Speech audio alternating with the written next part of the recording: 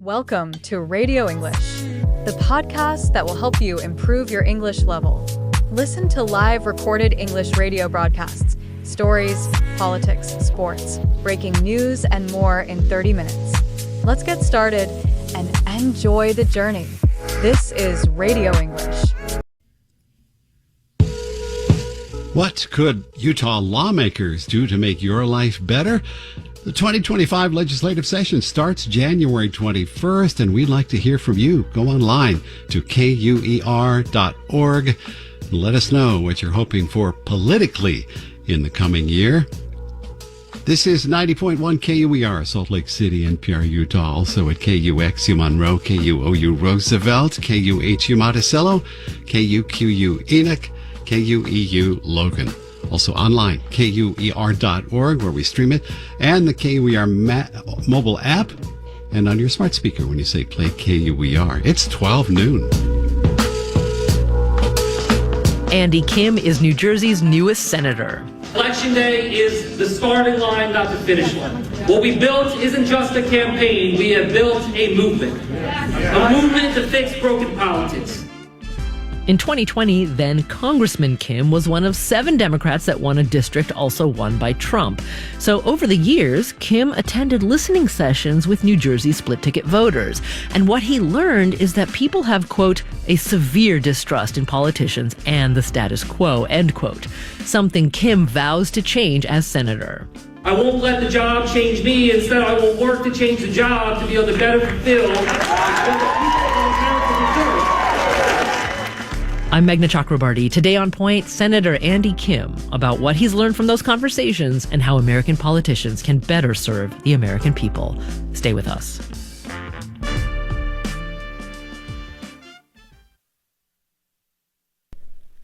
Live from NPR News in Washington, I'm Lakshmi Singh. Israeli Prime Minister Benjamin Netanyahu has visited a strategic high point in Syria that the Israelis now control. He and his defense minister say they plan to keep troops there for a while, despite outrage across the Arab world.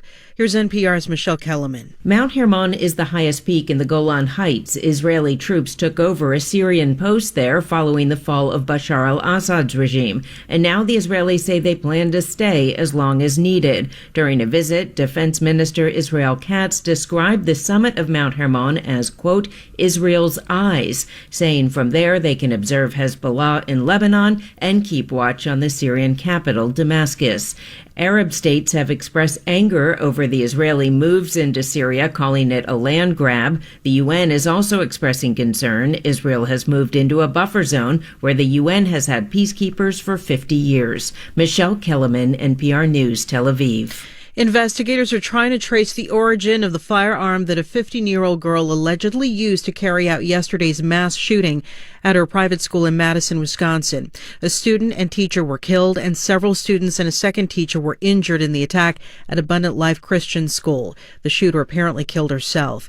Vice President Kamala Harris shared her feelings about the shooting as she addressed young people today in a Washington, D.C. area suburb. As we hold our loved ones close this holiday season, we as a nation must renew our commitment to end the horror of gun violence, both mass shootings and everyday gun violence that touches so many communities in our nation.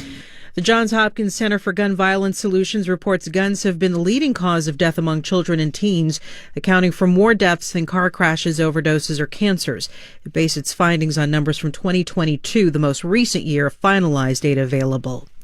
Demand for electricity across much of the country is growing faster than the supply needed to keep power on when the weather is very cold or very hot. NPR's Jeff Brady reports a new assessment shows a transition from fossil fuels to renewable energy is the primary reason. Most at risk is the region west of the Great Lakes and parts of Louisiana and Arkansas. A new report from the North American Electric Reliability Corporation says those areas are at high risk of not having enough electricity when demand peaks during a typical summer or winter. Extreme weather poses an even greater challenge. Electricity demand is expected to surge over the next decade. That's because the country is switching from fossil fuels to electric power to reduce greenhouse gases. The report says climate-friendly sources of electricity, such as solar, wind, and nuclear, aren't being built fast enough to meet the increasing demand. That's Jeff Brady. It's NPR News. A San Francisco tech consultant's been convicted of second-degree murder for the fatal stabbing of Cash App founder Bob Lee last year. The jury's verdict against Nima Momeni carries anywhere from 16 years to life in prison. There are reports of more possible drones spotted around Wright-Patterson Air Force Base in Dayton, Ohio, days after the site was closed for hours because of unexplained aerial activity thought to be drones. According to a press release, the latest sightings took place overnight. Similar mysterious drone activities were reported near the airbase last Friday and Saturday. House Intelligence Committee members were soon to receive a closed-door security briefing on drones. The Centers for Disease Control and Prevention says it has confirmed that a child in California did not catch bird flu from raw milk, but new cases continue to pop up around the country, including most recently in Louisiana. Here's NPR's Will Stone. Health officials in Marin County had reported a suspected case of bird flu after a child there consumed raw milk. The child suffered from fever and vomiting, but follow-up testing by the CDC was not able to detect bird flu. Scientists say the risk of a human catching the virus from raw milk is unknown. In theory, it's possible. What's clear is that raw milk can harbor other dangerous pathogens independent of bird flu. Meanwhile, a person in Louisiana has been hospitalized with a suspected case of bird flu after being exposed to dead and sick birds. Most cases in the U.S. have been mild, so this latest one stands out and underscores that the virus can be quite dangerous. Will Stone, NPR News. I'm Lakshmi Singh, NPR News. Support for NPR comes from NPR stations. Other contributors include Capital One with the Capital One Quicksilver Card. What's in your wallet? Terms apply. Details at CapitalOne.com. And the Robert Wood Johnson Foundation at rwjf.org. A few lingering rain showers along the Wasatch Front with some snow sprinkles over the mountain areas for Salt Lake City and canyons and Wasatch Front valleys, otherwise sunny. High is going to be right around 50. Same for tomorrow, mostly sunny though. Overnight lows with mostly clear skies and right around 30. It's cloudy at Salt Lake City, 50. Ogden, 47. Roosevelt, 36. St. George, partly cloudy, 44. 35 in Park City. This is On Point. I'm Meghna Chakrabarti. Last week, Democratic Congressman Andy Kim became New Jersey's newest senator. Please raise your right hand. Do you each solemnly swear that you will support and defend the Constitution of the United States against all enemies, foreign and domestic, that you will bear true faith and allegiance to the same, that you take this obligation freely without any mental reservation or purpose of evasion, and that you will well and faithfully discharge the duties of the office upon which you are about to enter, so help you God? I do. Congratulations, Senators. Thank you. Congratulations. The three-time congressman was sworn in nearly a month early by Vice President Kamala Harris after sitting Senator George Helmy resigned. Helmy was appointed by New Jersey Governor Phil Murphy when longtime Senator Bob Menendez left office after being convicted on federal corruption charges.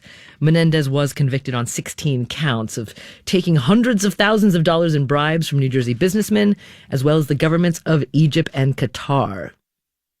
Well, now Senator Kim was first elected to the House in 2018, and he served New Jersey's 3rd congressional district. In 2020, as he ran for re-election, he won overwhelmingly. He beat his Republican opponent by a solid 8% of the vote.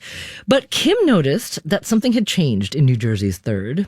While he won as a Democratic congressman, in the 2020 election, Republican Donald Trump also won the district in the presidential race, though by a fraction of a percent.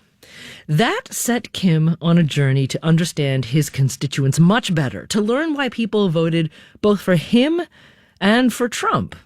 Now, in the wake of the Democrats' 2024 presidential defeat, what Senator Kim learned could be of use to a party seeking solutions to its electoral loss. And he joins us now. Senator Andy Kim, welcome to On Point. Thank you, Meghna, for having me. I just want to give you a heads up. that I will be asking you about drones a little bit later. Okay, this is it's an important issue to people and a big mystery. So I will not let the hour escape without talking about drones. But sure. But let's go back to the 2020 race, because the reason why I was made aware of these listening sessions that you heard was you actually, after the 2024 presidential election, you put out this long Twitter thread explaining what you had done. So take us back to 2020. What did you first notice that made you decide you needed to listen to the people of your district much more carefully? Well, this is a congressional district that Trump won in 2016. He won it in 2020. And in 2020, that was my first time being on the ballot when he was on the ballot. And the fact that I was able to win, but outperform Joe Biden by around 8 points or more, it was something that intrigued me. I was one of only 7 Democrats in the entire country that won a district that Trump won that year. And why that number is important is because our House majority was only 5 votes. Mm-hmm. So that means if me and 4 others of these Democrats that won these Trump districts, if we failed to outperform partisanship, it means that we would not have had the bipartisan infrastructure law or the Inflation Reduction Act or the CHIPS and Science Act or any number of other things that we got done. So it really showed me a lot about the fragility of that moment. So, I really wanted to hone in on it. We estimated, potentially over 20,000 people voted for Trump, voted for me. And I wanted to just ask why, just really try to understand what is it that they're hearing? What information are they getting? And, so we held a series of these listening sessions and focus groups with people who voted for Trump and voted for me. And just overwhelmingly, I'm happy to go into the details here, but just overwhelmingly what I found just remarkably important is that every conversation started off with them talking about just how much they felt like politics is broken, how distrusting they are. And in fact, they would use this word disgust, how disgusted they were with politics. And the fact that that's where the conversation started, I thought was such an important and poignant moment. Okay. Well, the details are exactly what we're hoping to hear from you, right? Because the disgust with politics, the really just sort of unhappiness with the general service of politicians. I mean, these are things that we've heard quite a bit especially over the past couple of years. So tell me, what specifically were your constituents telling you that they were disgusted with? Because I guess what I'm trying to get at is people can emote, but underneath that, did they have, really concrete, specific reasons? Well, look, at least here in New Jersey, and this was in 2020, a lot of it revolved around corruption. Yeah. This sense that, I guess the way I would sort of frame it is this question of who do your elected officials work for? Who are they fighting for? And, perhaps one of the most important questions I think one can poll, this question of do you think your elected leader cares about you? And that's what I found really fascinating is you could share similar policy positions with your elected leader and believe in those. But if you don't trust them, if you don't feel like they're working for you, you can see how eroding that moment can be. So, that's what I really heard from people, this feeling that elected leaders, right now, there was a survey last year that said 84% of people in New Jersey believe that their elected leaders are corrupt. We live in the time of the greatest amount of distrust in government in modern American history. And so I think it's important not to underestimate just how much people distrust politics and government right now. And especially that sense of corruption, that sense of special interest, this idea that politics is just some club that is self-serving, elected officials are out for themselves to benefit their own ego, ambition, and personal fortune, and that they're working on behalf of their donors. They're working on behalf of big corporations. Right. So it doesn't necessarily have to be direct corruption. It's just about, also are they working for special interest and big corporations, but not for you? That's the sentiment that was just overwhelming. So this is really, really critical to understand, because this question, do you think your elected leaders care about you, really gets to the heart of things. Were you able to ask folks, because these were voters who voted for both you and Donald Trump, that if they feel like Donald Trump cared for them, why did they feel that way? What was he doing that made them feel that way? So I think what I would kind of categorize that as is just, again, a deep distrust for the status quo, our status quo politics.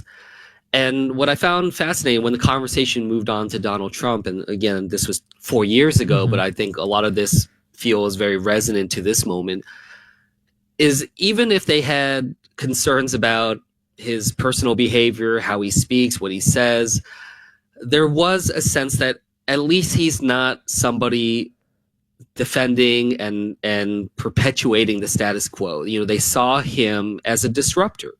They saw him as somebody that didn't come from politics. He never was in office before, and was, the way in which he engages, the way in which he speaks. Yes, it's different, but that's actually something that they found as a plus. They liked that he wasn't cookie cutter.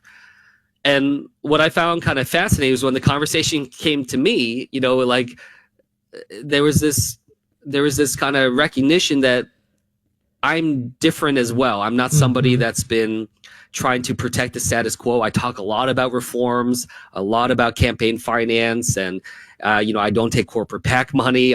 Probably the most popular piece of legislation I ever introduced is legislation that would ban members of Congress and senior government officials from owning and trading individual stocks. I never ran for office prior to my time running for Congress.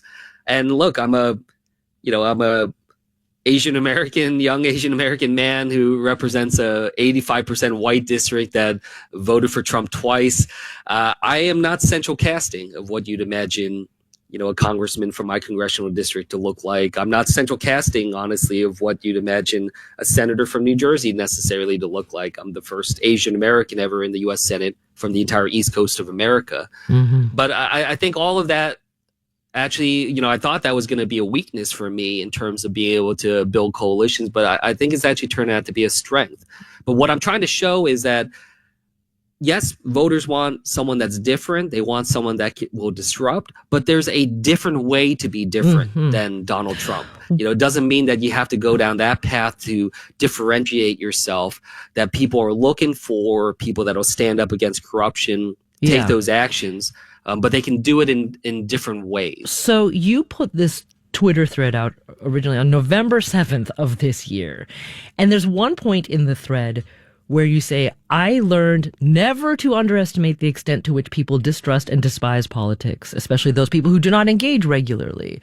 And then, as you just said, you said in the Twitter thread, the main point you wanted to convey is that the hinge was on what it means to be different. You don't just have to be different like Trump.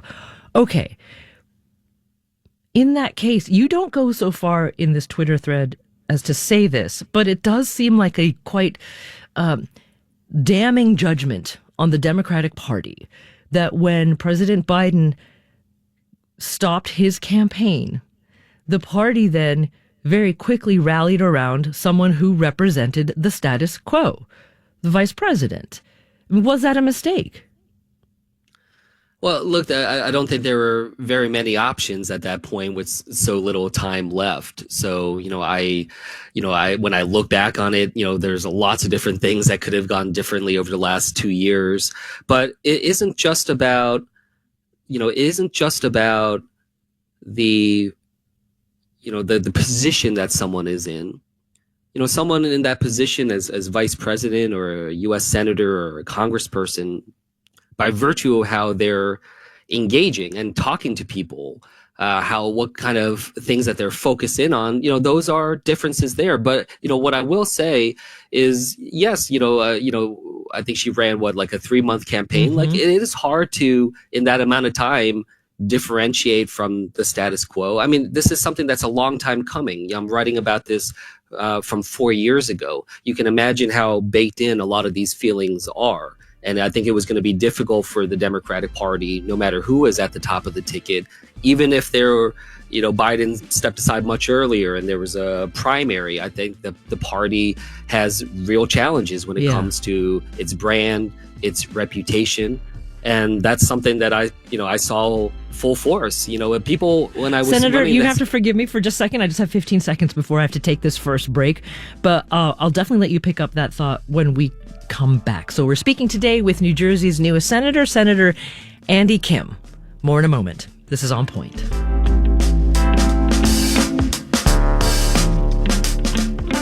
And this is 90.1 KUER. I'm Bob Nelson. KUER's Community Calendar is your guide to events and community services.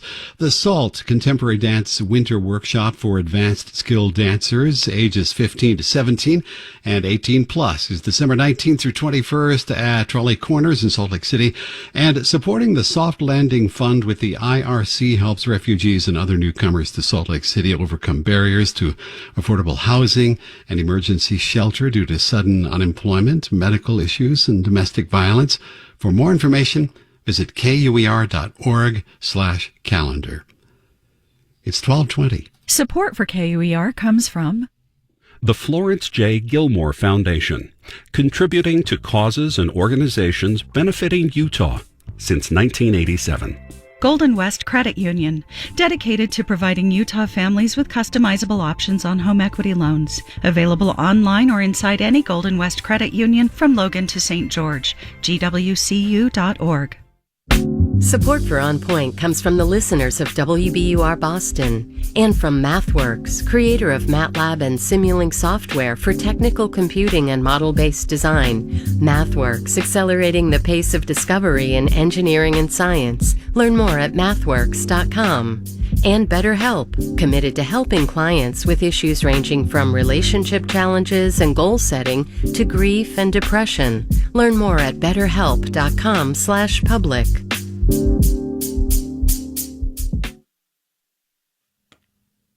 You're back with On Point. I'm Meghna Chakrabarty, and we are joined today by Senator Andy Kim. He's a Democrat from New Jersey. He was recently made a United States Senator. He's the first Korean American to serve in the U.S. Senate. He's New Jersey's first Asian American senator. Prior to that, he served 3 terms as a congressman in New Jersey's 3rd congressional district. And what's interesting about that district is that while his constituents voted for him as a Democrat for House, they also voted for Donald Trump in a couple of presidential elections. And that's what we're talking about with Senator Kim today. And Senator, if I may, I'm going to push a little bit more here because I think there's a lot of substance that you put out in those 2 Twitter threads. And I will be so bold as to say I'm hearing you be a little bit hesitant right now when it comes to directly addressing the Democratic Party. I understand it's your party, but let me say this: when you say that, whether the person is the vice president or a senator or a congressman or whatnot, there are different ways to be different. That is absolutely true, but we must do a postmortem on the Harris campaign, even though, yes, she only had 100 days. However, the first part of those 100 days were very successful. I mean, there's so much evidence of that because she and Tim Walz were bringing something different. They were bringing something distinctly not the status quo in the emotion, momentum, and thrust of what they wanted to do for the American people. Then, however, I would say in the last month of the campaign, something shifted. She refused to separate herself from the policies of the Biden administration, even by a little bit. She started campaigning with Congressman Liz Cheney, whom I actually believe is an American hero in defending democracy. But voters, especially those low information voters you talked about, what they saw were 2 establishment politicians standing side by side.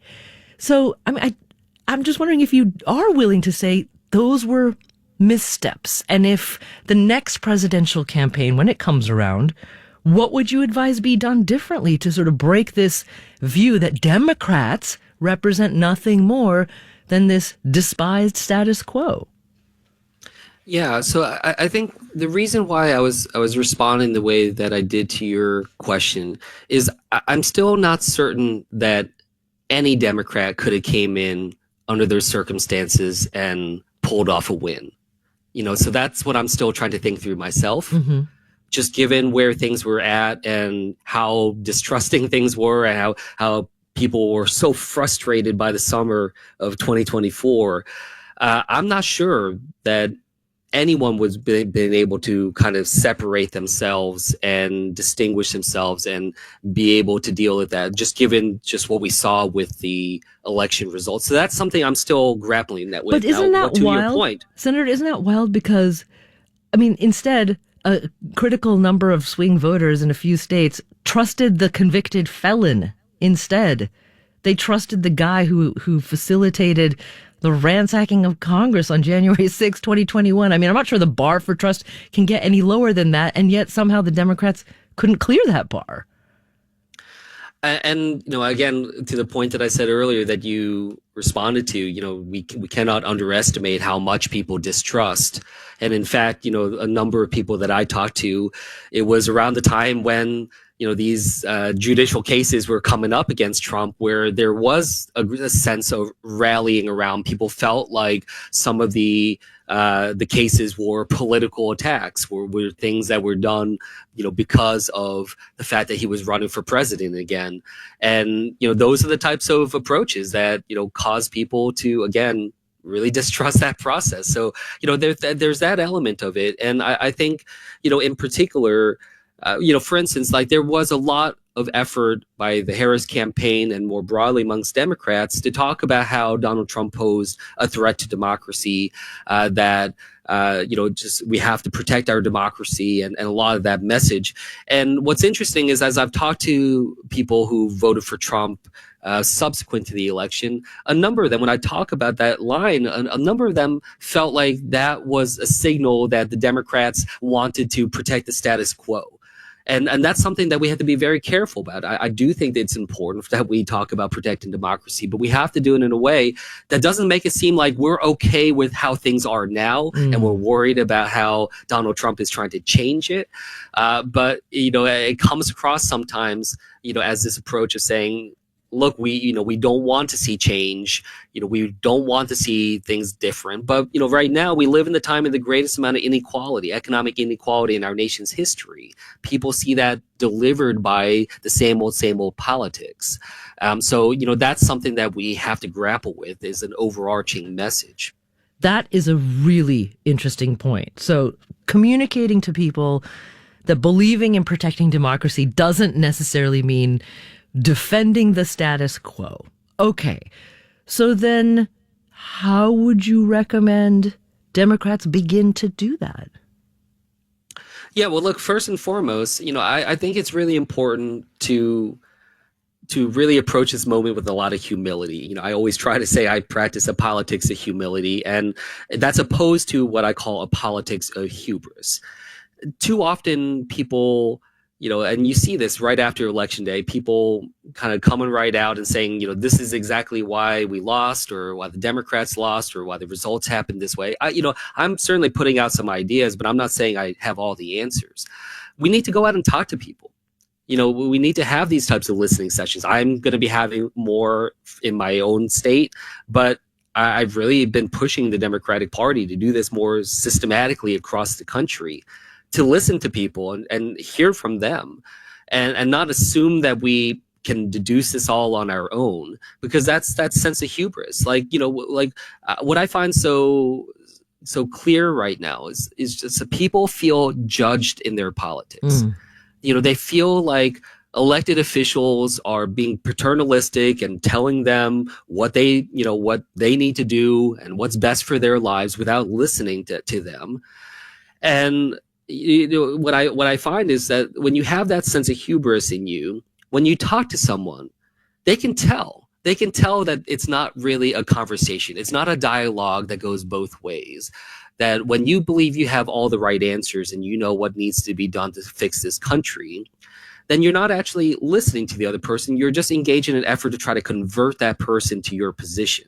And that's obviously a lot of what, sometimes people feel when people knock on their doors on leading up to Election Day and other things. Right now, as we are as far from the next election as possible, this is exactly the right moment to go out and try to engage people, try to talk to them in a way where they're not assuming that this is transactional, just about getting votes, and to be able to hear from them. Because I can tell you, when I've done that, I can really get a sense of not just what's on their minds, but it is also a sense of respect. You know, people right now feel so disrespected by politics, and that leads to that distrust. So, you know, the way I always say it is like, if you're only having comfortable conversations in politics, it means you're not talking to all the people you need to be talking to.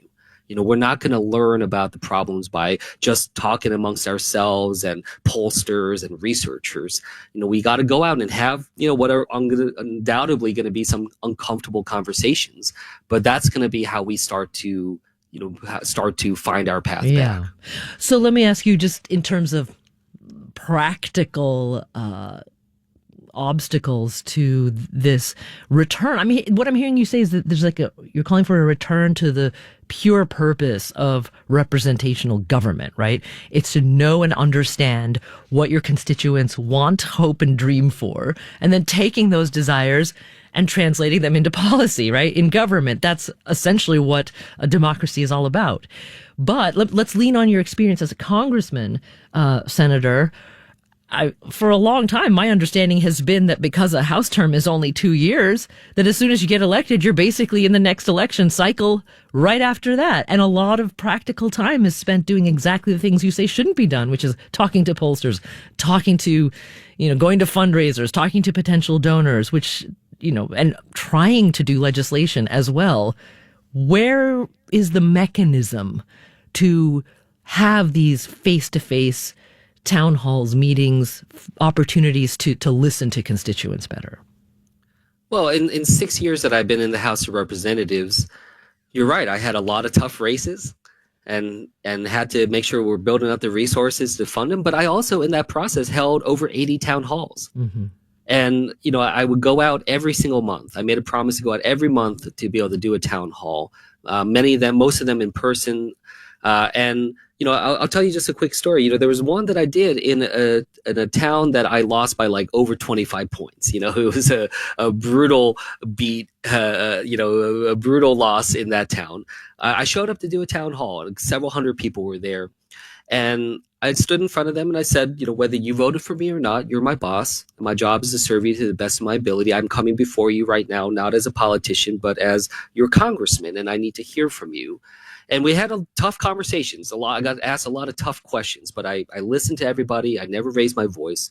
Afterwards, there was a line of people waiting to talk to me one-on-one. And there was a gentleman, an older gentleman in the back. He waited 45 minutes to come up and talk to me. And he came up to me and he said, I just want you to know I didn't vote for you. And then he said, and I was very hesitant to come to this town hall today.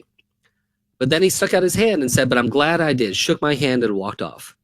And I can tell you, that was one of the most profound moments of my time in politics. And I've spent a lot of time trying to understand what happened. He waited 45 minutes to tell me 3 sentences, didn't even have a question. And what I've come to deduce is I believe, while I don't necessarily think I earned that man's vote just for showing up and taking some tough questions, I do think I earned his respect. And when this question about trust, what I've come to believe is you cannot trust someone or something unless you respect that person or that thing.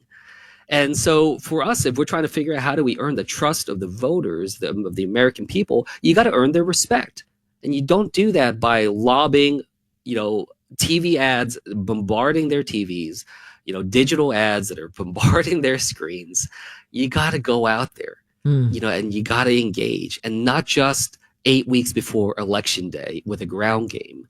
You know, so, you know, I think the House, you know, with 780,000 people, it's actually in some ways, you know, yes, you're constantly running elections, but you're also, you know, have a, you know, closer to the people in that way. You know, I now represent a state of 9 million people. It's much harder for me to think about how to be able to have those types of personal engagements with something of this magnitude. And that therein lies the difficulty of running for president, right?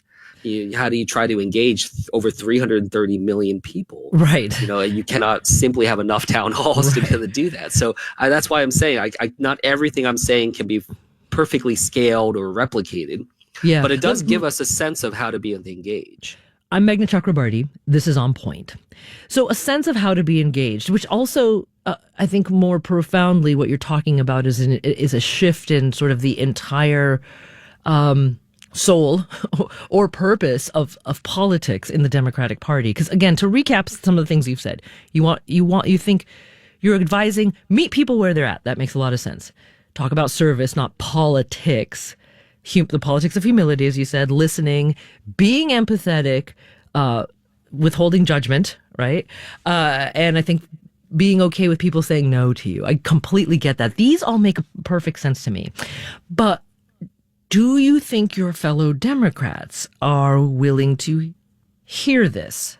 And I ask you that specifically because, I mean, many people might be saying, well, why should we be empathetic with voters when there's still a very, very strong basis of belief that many voters simply voted because out of racism, right? Like the first response to this Twitter thread of yours I'm looking for, and I get it, Twitter's not real life, but the first response from someone says, let's talk about white bigotry, sir. And it's the main reason that Trump won. That's what that person thinks. That's the first response to your thread. I mean, is that feeling, you think, common amongst Democrats, and how would you overcome that? Oh, there's definitely a lot of anger, and that feeling is common amongst all of politics. Not just amongst Democrats. I hear it from independents and Republicans too. And, we are right now having deeper problems as a society. We are losing touch with this idea that we're part of something bigger than all of us. We have so much, we've become this nation that's addicted to anger. The amount of contempt, and I use that word very specifically, the amount of contempt that I feel within our society right now, including our politics, is scary.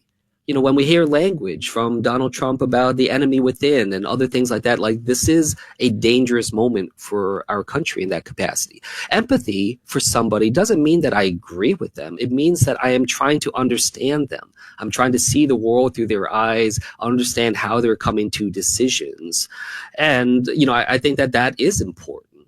And again, that doesn't mean that I agree with them, that I'm accepting that as a valid reason to be able to vote a certain way, but I'm recognizing that I'm recognizing their citizenship, their equal participation in our society, and if I want to be able to engage, I mean, I woke up in a congressional district every day where I recognize that the majority of voters in that district voted for Donald Trump. Like that is a unique experience and something that I have to grapple with, but I also have to understand that what I've come to see in the district and in the state, it's different than the politics that we see down in DC. And that's something that I think is key. Like, so often people in DC, they get obsessed with this question: do we have the right message? Obviously a very important question, but they don't ask two other questions, which is, who is the right messenger? And the last one, which I think is almost the most important, does the message you're trying to convey to people actually get to the people you're trying to talk to? Mm-hmm. And the answer to that is so often no. People in my congressional district were not following, Hakeem Jeffries or Speaker Pelosi, Chuck Schumer on Twitter, so we have to understand, how are they getting their information? Well, as Americans, we're living in individually hermetically sealed information bubbles. I think you're hitting on something really important, that even if the Democratic Party adopted all of the recommendations that you're making, somehow the information barrier has to be overcome. And I don't know if anyone has the solution to that. Yeah, but look, I mean, it helps when you go and talk to them and you hear, what do you understand about these candidates? Like, tell us what you understand and where were you getting your information from? Doing that kind of research, doing that kind of analysis, and, hearing from them rather than just, assuming that the same old. I mean, you were talking earlier about how, it felt like, there was new momentum when Kamala came into the race and energy on that front. No doubt that there was energy, but clearly we were misjudging, how to be able to measure that sense of energy, right? People they look at it, they use certain things like small dollar donations, size of the rallies, and, energy on social media. Clearly that was wrong. And our usual way of trying to understand momentum in politics was clearly wrong. Senator Kim, so I'm just going to take it back from you here for 1 second, because once again, it's that clock. I got to take a quick break. We're speaking today with New Jersey's Senator Andy Kim. We'll have a lot more when we come back. This is On Point. Thank you for tuning in to Radio English. I hope you found this podcast really helpful. Don't forget to leave a like below and follow me on Spotify and TikTok. Take care, and I'll see you in the next episode of Radio English.